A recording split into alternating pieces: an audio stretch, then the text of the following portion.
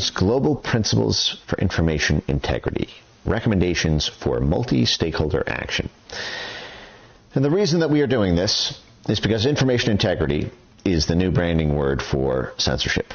Information integrity, as you guys may have heard me talk about many times, means creating a cartel for control over information by saying that information can be chopped into two different categories depending on the integrity of the information, whether it's true or false, whether it's good information, like what the New York Times prints, or misinformation.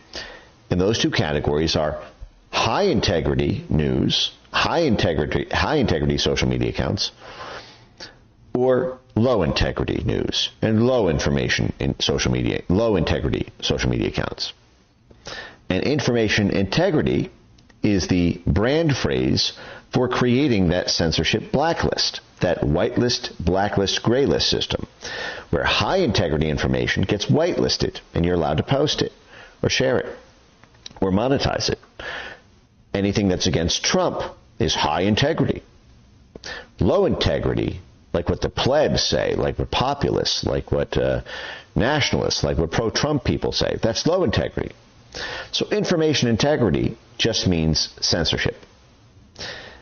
And integrity is a big branding word for them. The Election Integrity Partnership, for example, the censorship vehicle for the 2020 election. The Transition Integrity Project, for example, which was the vehicle for planning rental riots in case Trump won the 2020 election. The Integrity Initiative, the plan to censor the literally global cabal with cluster cells in every NATO country to censor the internet after the Crimea annexation and referendum vote in 2014. That involved everything from Nina Jankowicz to Ann Applebaum to Ben Nimmo, the works. So recently, the UN put out a Global Principles for Information Integrity. And last stream, we mentioned this in brief because Global Principles, if you remember, the STEPS program showed that this is exactly how they codify. Now, they use rule of law programs to codify laws from these USAID funded rule of law program judge networks.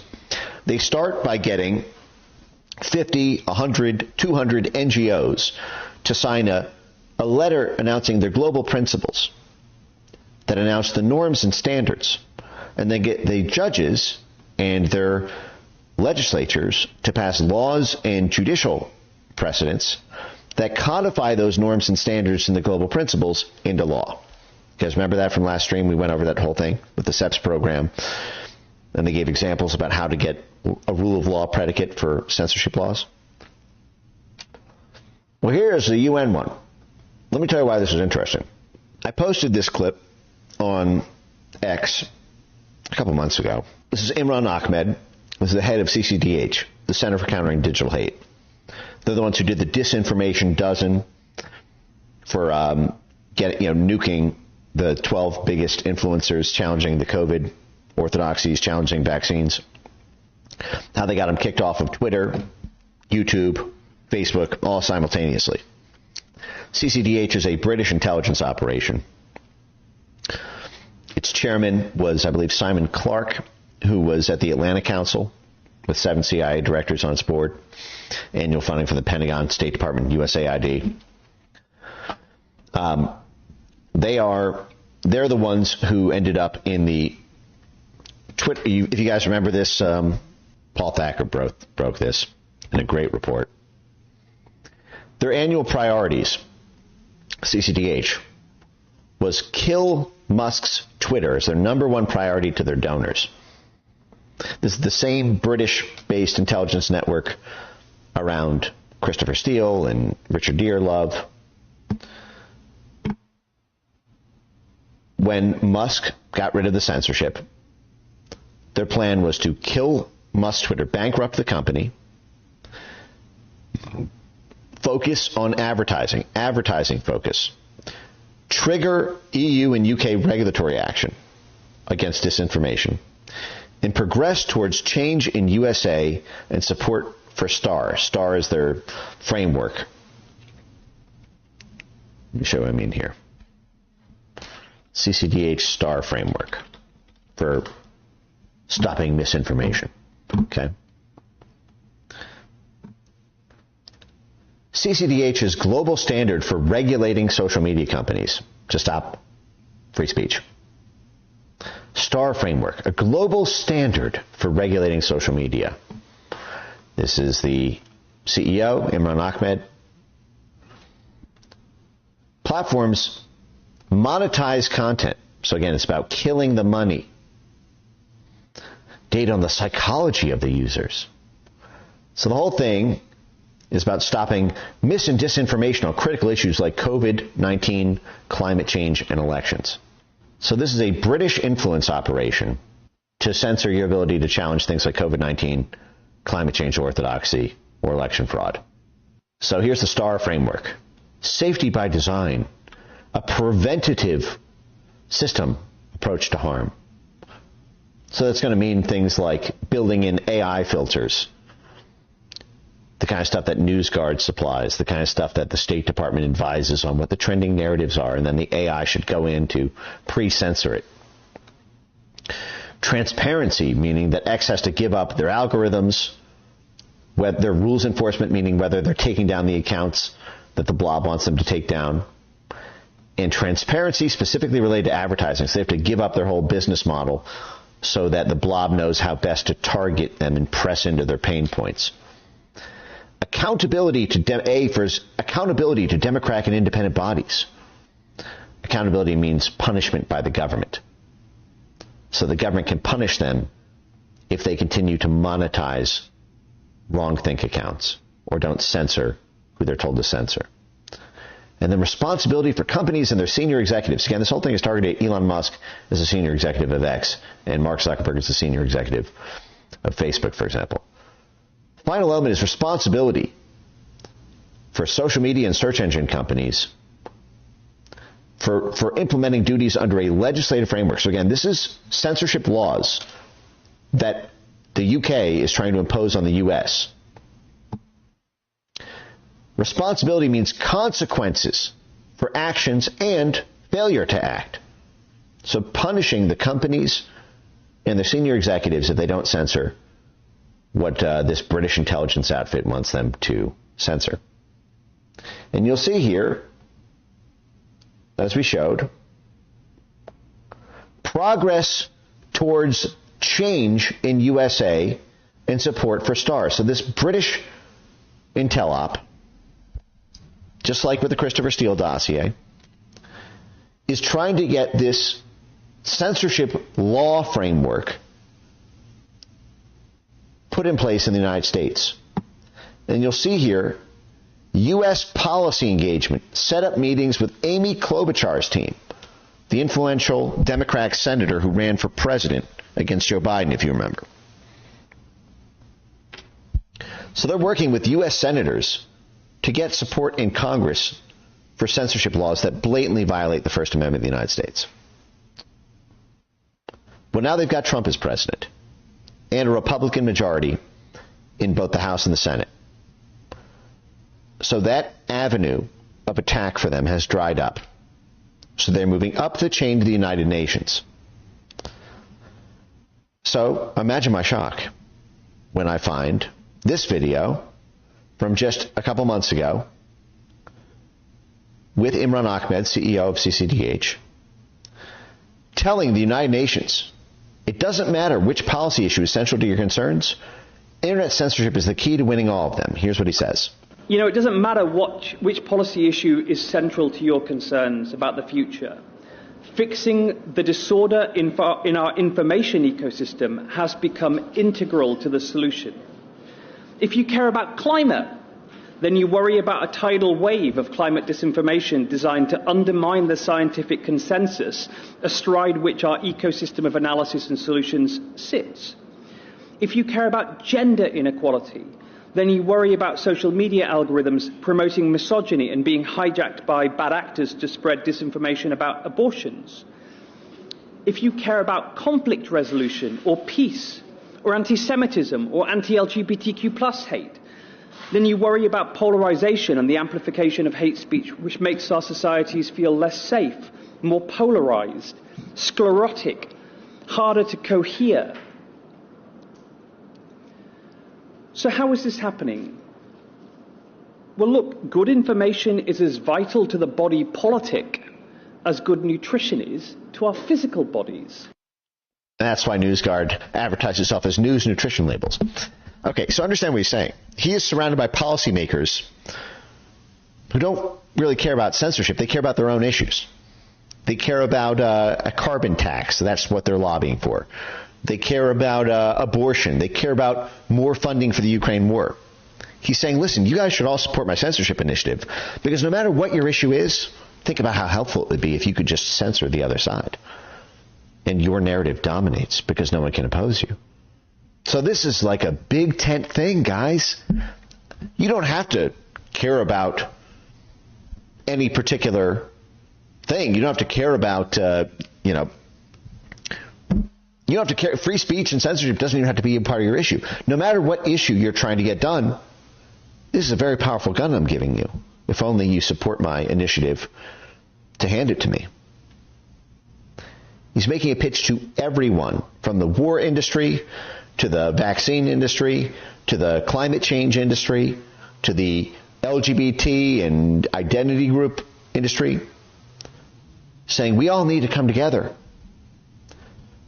because every issue you can win by censoring the other side. And you'll see, actually, in this longer video, if you run it, he then has a panel discussion with people like Anne-Marie Slaughter from the State Department. I'm just going to read a couple things here, or play a little bit here. Before Anne-Marie comes in, just really briefly on that, just to add, I mean, one of the calls to action in our UN Global Principles is also to PR companies and advertising companies, and that is, it's really hard to understand why they would advertise in these spaces, because they have through this programmatic advertising system, very little control of where their ads land. I know Imran's organization has tracked a lot of these ads and pointed out to big brands that they're appearing next to misogynist, hateful, anti-Semitic content, and yet but there is a growing movement to expose. And anyone who challenges Ukraine funding, anyone who challenges climate change funding. Now this is, let me show you a little bit here.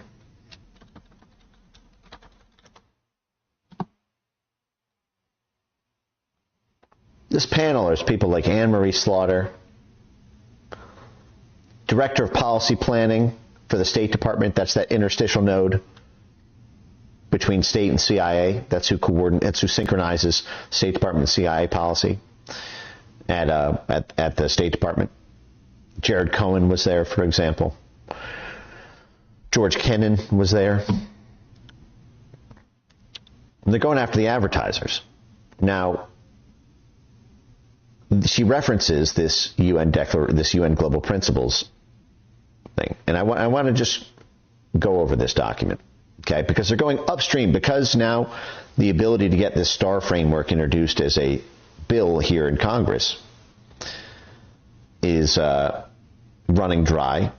They're going upstream to an international body like the UN to get it done that way.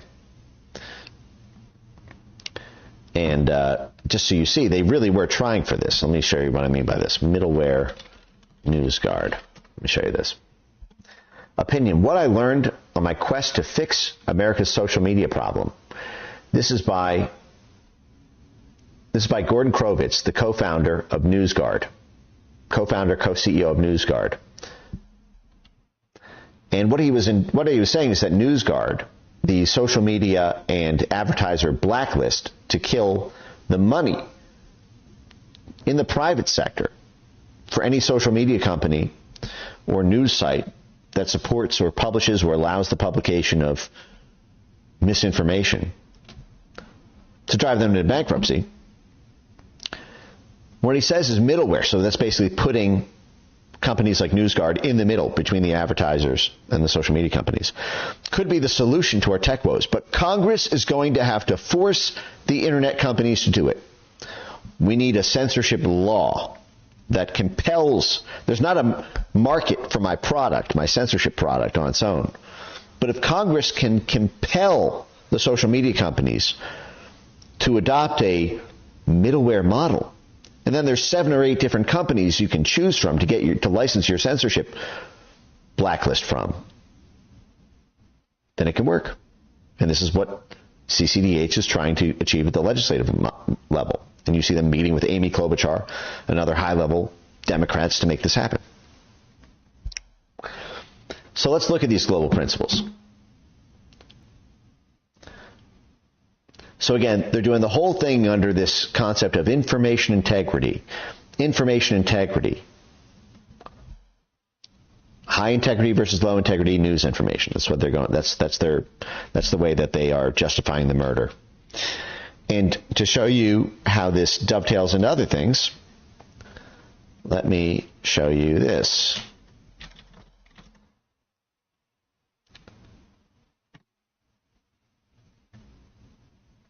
That was the name of the interagency working group in the Biden administration. My organization published this at FFO. It was called the White House Information Integrity Research and Development Working Group. So again, it's just operations, but they're calling it research, okay? Now this interagency working group on information integrity, the same thing that the UN is calling its report, information integrity, had 26 agencies a part of it. Who were these agencies? 26 agencies all working on internet censorship. The CIA, you guys see this? The CIA was advising on information integrity. DHS, the Justice Department, the State Department, the FBI, DARPA, IARPA, the NIH, the National Science Foundation, the National Security Council, the NSA, USAID, and then you'll notice the same National Science Foundation funded censorship labs like Kate Starbird's University of Washington, and Renee DiResta and Alex Stamos and Michael McFall's Stanford. On the outside, advised by ADL, Anchor Change, which is Katie Harbath's vehicle, the Carnegie Endowment for International Peace, which is the Bill Burns CIA vehicle, the Integrity Institute, and NewsGuard. Okay? So this is very real. It's a very real threat that's coming now above the U.S. government. It's coming at the international level. The U.S. is a part of the UN. I want the U.S. ambassador to the UN to nuke this from orbit. It's supposed to be Elise Stefanik serving as U.S. ambassador, but it looks like it's been withdrawn. Interesting. But the U.S. ambassador to the UN has to get this thing killed, because this is absolutely insane. Look at this. Let's go to it. Okay. Information integrity and the UN Sustainable Development Goals. So these are these SDGs that everyone talks about. We have to stop public figures, activists, scientists, and broadcasters from becoming targets of hate speech for their efforts to provide information. So basically, if you write a hit piece on any one of their assets, you get nuked under this. So it's all these jargon words that you guys have heard a million times: resilience, psychological resilience, digital resilience. And this includes principles that apply to governments, media, civil society organizations, the NGOs and universities, and for-profit corporations, including advertising and PR, to align with these principles. UN, UNESCO, UN Plan of Action, they got all these people on board. So here's their 5 principles, which again, they want to then use these principles that they're articulating and codify them into law with things like the EU Digital Services Act, the Digital Censorship Act, the UK Online Harms Bill, the UK censorship law, bringing the STAR framework to the US. Societal trust and resilience. So trust means trust the media, never question them. Resilience means be resilient against misinformation psychologically. Healthy incentives means controlling the money flows. Rewarding good censors and rewarding platforms that censor speech, and punishing, depriving of financing anyone who doesn't do that. And then, of course, government funding of media and funding the whole censorship army that uses the cloak of just doing research, even though we're taking stuff down. Advertisers, advertisers, advertisers. Here's who they want to protect. Activists, journalists. Think about that. Activists. You know, for every activist on one side of an issue, there's an activist on the other side of the issue. You think they're going to treat all activists the same? You think they're going to treat activists trying to promote paper ballots as activists by this definition? You think they're going to include anti-vaccine activists in the same way that they would treat pro-vaccine activists? No. They're picking winners and losers in every one of these. By journalists, do you think they mean Matt Taibbi and Michael Schellenberger and Miranda Devine and James O'Keefe? No. It means their asset ones. Scientists, medical professionals. Let's get to the advertising. I want to get more to the advertising. Healthy incentives. Healthy. It's unhealthy to allow you to make money. Creating healthy incentives involves addressing the critical implications for information ecosystem integrity. All that gobbledygook. Again, that just means bankrupting anyone who doesn't censor First Amendment protected speech, which depend on targeted advertising and other forms of content monetization as the dominant means of revenue generation. So they're coming for the revenue, the UN. These models have provided unprecedented growth opportunities for businesses of all sizes. Great. Let's keep it going. What's wrong? Oh, you guys are losing politically. So that's why you need to stop this thing that allowed unprecedented growth for social media companies. Oh, because you're losing elections. And because people don't believe your bullshit anymore. Oh, I guess we need to stop global growth then. Have given rise to a creator economy powered by and benefiting countless people. That's the problem. It's too many people, including bad people. These models have enabled financial incentives and opportunities for purveyors of disinformation who exploit the attention economy. You mean they just publish what's on their mind? Feeding algorithms and prioritizing engagement in a bid to maximize potential revenue for advertisers and creators. Messaging designed to polarize. Oh, you mean have a different opinion? A different opinion than you, though, right? That's the problem. And produce strong emotions. Oh, my God. There's never clickbait in the Washington Post or the New York Times. MSNBC never tries to generate strong emotions. Actors exploiting these business models. You're no longer a human posting your opinion. You are a cyber threat actor. Include information manipulators and mainstream public relations firms contracted by states, political figures, and private sector entities. The technology sector has designed digital advertising processes to be complex and opaque with minimal human oversight. Yeah, that's what makes it egalitarian. This is advantageous to many actors in the ad tech supply chain, with large technology companies profiting most of all. Such opaque design can lead to advertising budgets inadvertently funding individuals, entities, or ideas that advertisers might not have intended to support. Or maybe they would support it if they didn't fear blowback from the fucking UN coalition cracking down on their company if they allow advertising that promotes like a political candidate that the UN doesn't want to rise to power. And that's what this is about. The handful of companies who dominate ad tech are responsible for implementing ad standards on their own platforms. But enforcement can be patchy and inconsistent. They don't censor, they don't demonetize every single person we want them to. That's a problem. Such erosion of information integrity highlights the need for a fundamental shift in incentive structures. This is the same shit they were doing in 2017. If you remember, we went over the D4 video, Defending Democracy from Digital Disinformation, when the fucking CIA, Chris Walker at the National Endowment for Democracy, and Michael Chertoff cornered Google and Facebook in the room and told them they need to fundamentally re-engineer the economics of the news industry to stop pro-Trump voices from rising. Because unfiltered alternative news gives rise to populism, don't you know? So it's about coercing the advertisers. That's how you kill Musk's Twitter, as we saw CCDH demand. Now let's get into the more specifics. And, one second. Advertise.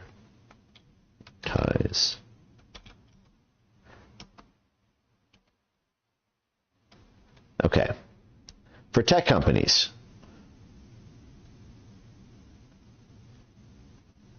change your policies on advertising. Reevaluate business models.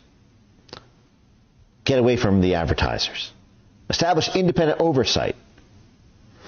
Commission regular external human rights independent audits, which cover terms of service and community standards, trust and safety in advertising policies, the impact of advertising across operational contexts, as well as content moderation. Enforce advertising policies. Establish, publicize, and enforce clear and robust policies on advertising and the monetization of content. Review publisher and advertising tech partnerships on an ongoing basis to see whether such policies are upheld by partners in the ad tech supply chain. So they want the whole supply chain. The supply side of the advertiser exchanges, the demand side of the advertiser exchanges, the social media company, output and distribution, and the social media accounts as to whether they're monetized. Every link in the chain they want controlled. And then tell us where it's all going so we know how to put pressure on the appropriate links in the chain.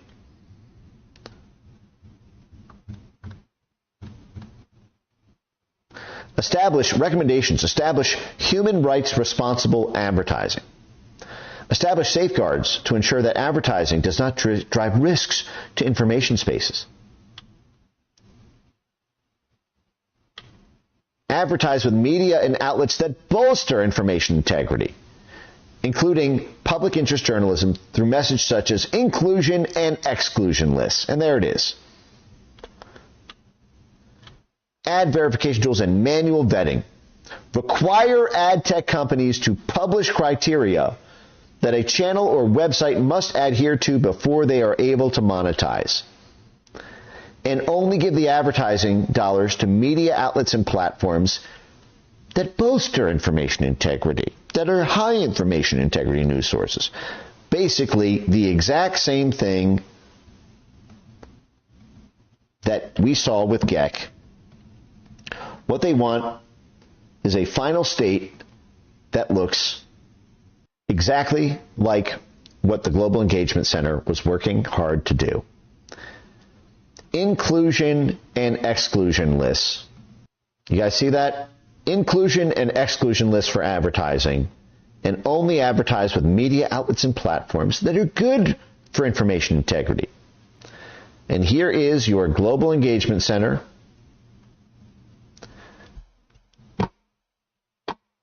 Inclusion list, NPR, New York Times, Washington Post, and exclusion list.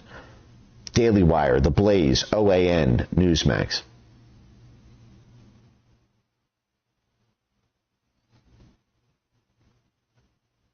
This has got to be addressed at the UN level.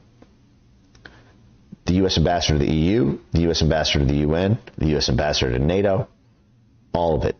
Because they know control of the money supply is what drives incentives at the corporate level. That's why they all hate me, because I'm unplugging their government money supply. But they're going a step beyond that. They're trying to unplug, because none of us are funded by the government. None of us are getting government grants and contracts. They were subsidized. They were super boosted. But they don't even want us to be able to finance each other based on what we like. They want to step into the private sector. That way, X goes bankrupt. It kills Musk's Twitter if he allows accounts like mine or yours or anyone who's pro-populist to be monetized. So this is a UN plot in motion to do this. Look at this. Form coalitions. Advertising and content monitoring. Require data through audits of advertising. Obligate transparency so that we know exactly how to micro-target your weaknesses. Look at this. 60 times in a 40-page document, 60 times in a 40-page document. The whole thing is about control over the money supply.